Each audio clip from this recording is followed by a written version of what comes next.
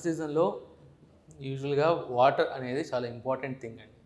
యూజువల్గా వాటర్ సరిగ్గా అంటే ఎక్కువ తీసుకోవాలి అండ్ టైం టు టైం తీసుకోవాలి, అది చాలా ఇంపార్టెంట్. అంటే ఫ్రీక్వెంట్ ఇంటర్వెల్స్ అంటారు.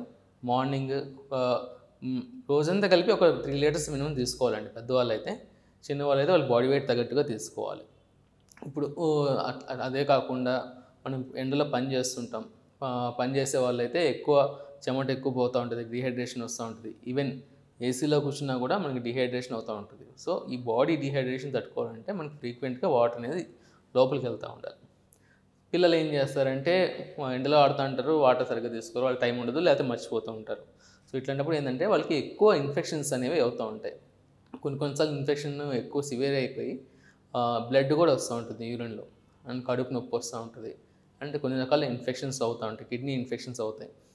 పైలోనెఫ్రిటిస్ అంటారు, పయోనెఫ్రిస్, ఈవెన్ చీమ్ పడితే పయోనెఫ్రిసిస్ అంటారు, సిస్టైటిస్. ఒక్కోసారి ఈ యూరిన్ ప్యాసేజ్ కూడా కొద్దిగా సన్నబడుతూ ఉంటుంది. సో అండ్ మూత్రం చివర్లో కూడా కొద్దిగా సన్నబడుతూ ఉంటుంది అనమాట. సో ఇట్లాంటి ప్రాబ్లమ్స్ అనేవి రెగ్యులర్గా మనం తరచుగా చూస్తూ ఉంటాం మనం వాటర్ సరిగ్గా తీసుకోకపోతే. అండ్ వాటర్ అనే కాకుండా మనకి జ్యూసెస్, ఏదో ఒక కైండ్ ఆఫ్ ఫ్రూట్ జ్యూసెస్ కానీ కోకోనట్ వాటర్ కానీ, ఓన్లీ వాటర్ కాకుండా ఇట్లా బాడీలోకి వెళ్తూ ఉంటే రిప్లెనిష్ అవుతుంటుంది అనమాట.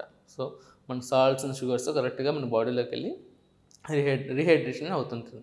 సో దట్ మన బ్లడ్లో ఈ వాల్యూమ్ మెయింటైన్ అవుతూ మనకి ఎనర్జీగా యాక్టివ్గా ఉండేటట్టు చూసుకోవచ్చు.